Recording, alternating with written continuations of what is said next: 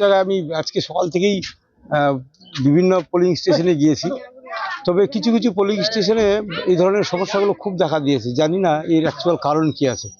বিভিন্ন পোলিং স্টেশনে দেখলাম ব্যালট ইউনিট খারাপ, কোথাও ভিভিপ্যাট বাড়াচ্ছে না, কোথাও বা পোলিং স্টেশনের আপনার হচ্ছে যে মক পোল যেটা হচ্ছে সেটাকে মুছতে হবে, সেটা মুছে নেই। মানে অদ্ভুত ধরনের একটা সিচুয়েশন চলছে। জানি না সার্বিকভাবে হয়তো সবশেষে সবকিছু ঠিকঠাকভাবে সম্পন্ন হবে, এটা দেখা যাচ্ছে। মূলত যে জায়গাটা মানে আপনার হচ্ছে তৃণমূলের যেখানে ভোটার সংখ্যা বেশি রয়েছে, দখলে রয়েছে পঞ্চায়েতগুলো বা বিভিন্ন জায়গা, সেখানেই মূলত বেশি সমস্যা নাকি? একদম একদম একদম মূলত যে জায়গাগুলোতে আমাদের শক্তি বেশি, প্রায় সেই জায়গাগুলোতেই ইভিএমগুলো খারাপ হয়ে যাচ্ছে। তো এটা জানি না অ্যাকচুয়াল কী আছে, আমরাও খুব তীক্ষ্ণভাবে নজর রাখছি। যারা অবজারভার রয়েছে বা রিটার্নিং অফিসার আছে তাদের সাথে কন্টিনিউয়াস যোগাযোগ রাখছি।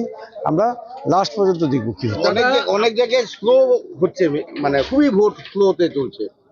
হ্যাঁ, জায়গায় জায়গায় খুব স্লো হচ্ছে। হ্যাঁ, স্লো, অনেক দীর্ঘ লাইন পড়ে গেছে অনেক জায়গায় দেখা যাচ্ছে। এটা বিভিন্ন জায়গায় সমস্যা হচ্ছে। তো আমরা যারা হচ্ছে পোলিং পার্সন আছে তাদের সাথে বিভিন্ন জায়গায় কথা বলছি, এবং যারা আমাদের AERO সাহেব আছেন, BDO সাহেব, ওনার সাথে বারবার কথা বলছি এই ব্যাপারে, যাতে একটা ভোটটা নির্দিষ্ট সময়ের মধ্যে সম্পন্ন করা যায়।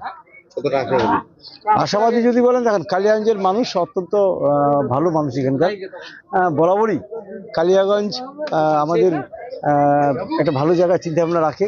এবার যেহেতু রাজ্যে কোনো পরিবর্তন হচ্ছে না, সব মানুষ মোটামুটি জানে, তো কালিয়াগঞ্জ বিধানসভার মানুষ এবার একটা পজিটিভ চিন্তাভাবনা রাখছে। আমি যেখানে যাচ্ছি সেটা মানুষের একটা স্বতঃস্ফূর্ততা থেকে বুঝতে পারছি। আর মানুষ আমাকে কোনোদিন ফিরায়নি। আমি অনেকবার জনপ্রতিনিধি হয়েছি, বিভিন্ন জায়গায় ভোটে দাঁড়িয়েছি, তো যতবারই দাঁড়িয়েছি ততবারই মানুষ আমাকে জিতিয়েছে, আশীর্বাদ করেছে। আর কালিয়াগঞ্জ বিধানসভা আমি খুব আশাবাদী এবারও আমাকে নিরাশ করবে না।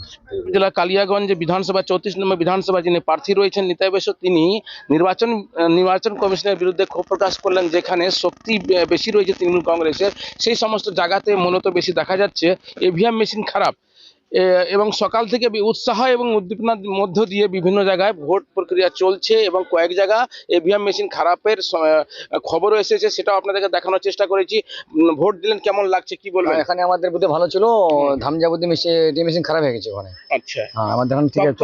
কখন খারাপ হয়েছিল? এটা 10টায়, 7:30, 8টার দিকে। কি মনে হচ্ছে যেখানে তৃণমূল কংগ্রেসের মূলত হচ্ছে, আমাদের তৃণমূল কংগ্রেস জিতবে না, তৃণমূল কংগ্রেসের যেখানে হচ্ছে বেশি ভোটার সংখ্যা রয়েছে, বেশি, সেই জায়গাটা কি মূলত বেশি EVM মেশিন খারাপ হচ্ছে, এরকমই ব্যাপারটা রয়েছে? ধামজা বুথে যেটা, ওখানে কিছু বিজেপির সংখ্যা, আমাদের এখন যে বৈদল বুথে আছে আমাদের একটু তৃণমূলের বেশি সংখ্যাটা আছে।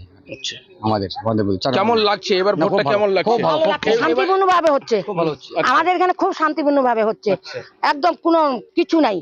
আমরা এত সুন্দর ভাবে আছি, আমাদের এখানে দেখতে তো পাচ্ছেন, কোনো গন্ডগোল ঝগড়া কিছু নেই, আরামে আছি। কেমন হচ্ছে? ভালোই হচ্ছে তো। আচ্ছা, ভালোই হচ্ছে এখানে। এইবার তো আপনাদের গ্রামের ছেলে, বাড়ির ছেলে নিতাইদা দাঁড়িয়েছে ভোটে, কেমন লাগছে? ভালো লাগে। ভালো লাগছে? আচ্ছা, ভালো তো। তৃণমূল কংগ্রেসে যিনি প্রার্থী রয়েছেন নিতাই বৈশ্য, তার একেবারে বুথ এবং তার বাড়ির এলাকা রয়েছে, সে বাড়ির এলাকাতে তিনি এসে ভোট দিলেন বৈদন গ্রামে। উত্তর দিনাজপুর থেকে আমি হরেন্দ্র কুমার, আপনারা দেখছেন হাস নিউজ।